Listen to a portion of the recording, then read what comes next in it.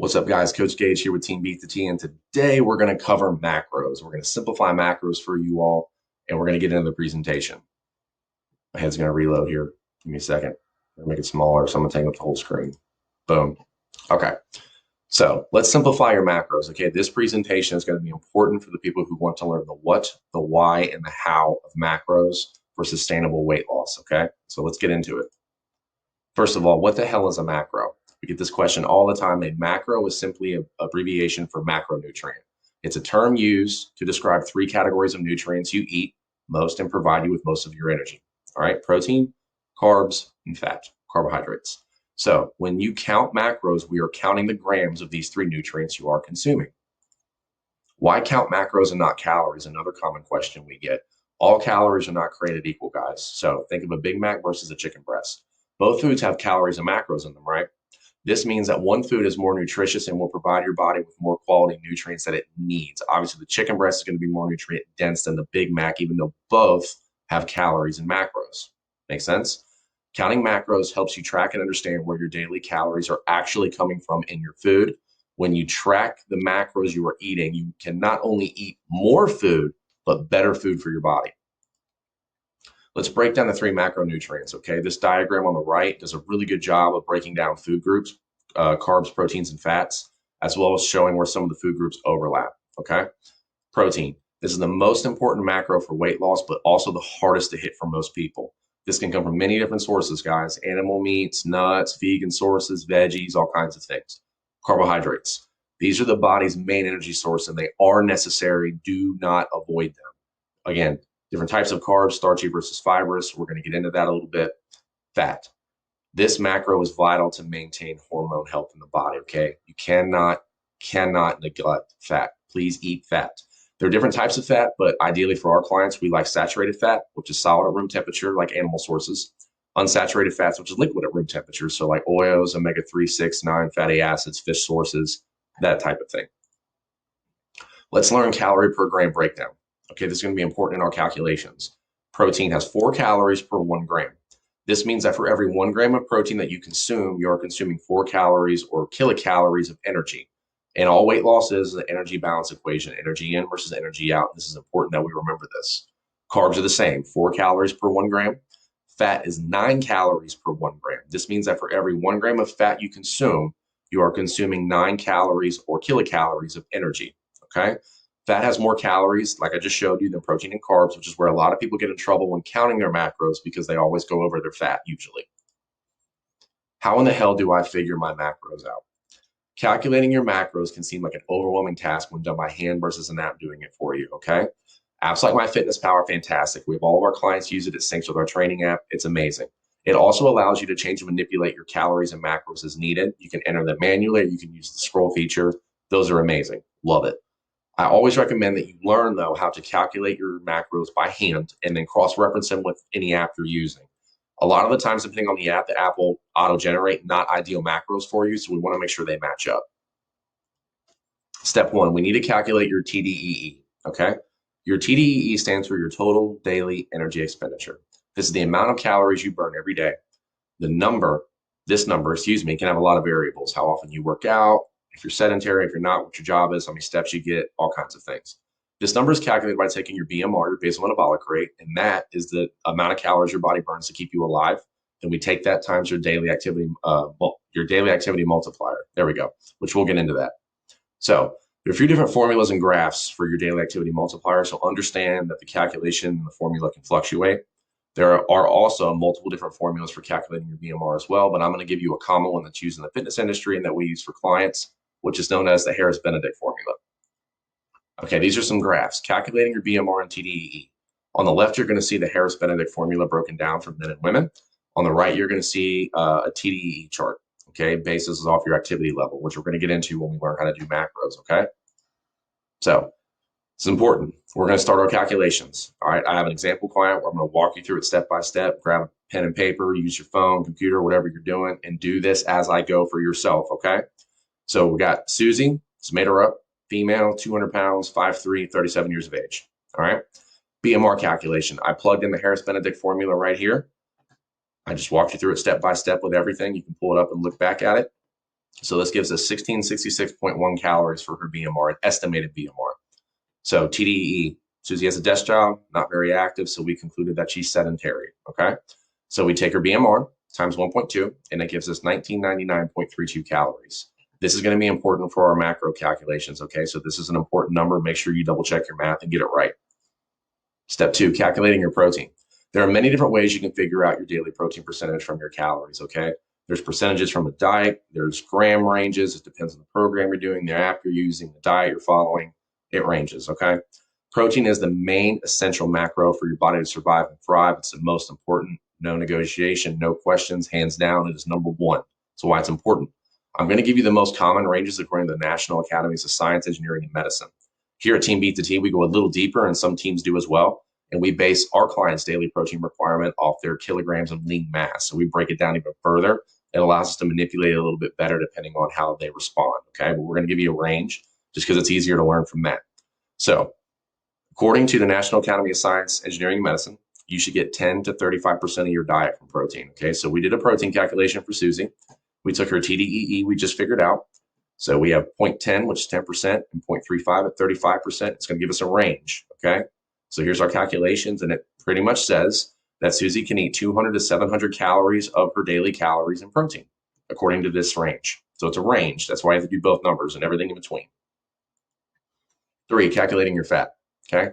We calculate fat second, not last, because fat is that important to your daily diet. Make sure you get your fat in. This is because fat is the second essential macro needed to survive. It goes protein, fat, carbs.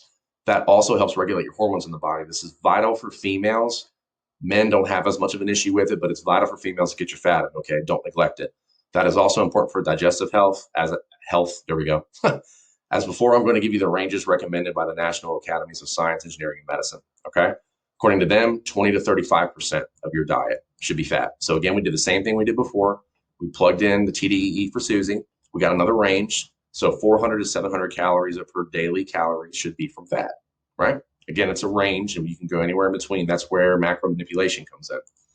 Step number 4, calculating your carbohydrates, okay?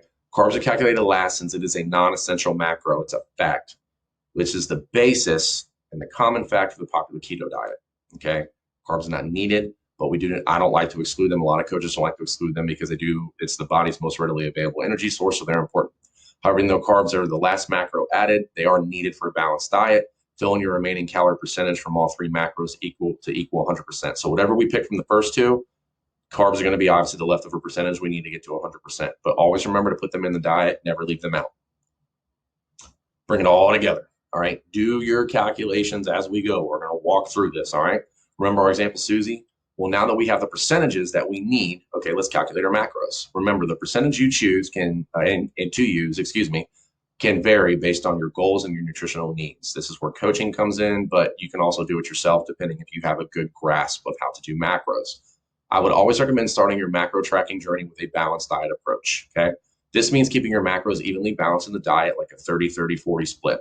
Keep them pretty even, don't have any fluctuations on one side or the other. That's huge. First, we need to calculate the calories for each macro for Susie. Second, I'll walk you through how to convert those calories to grams.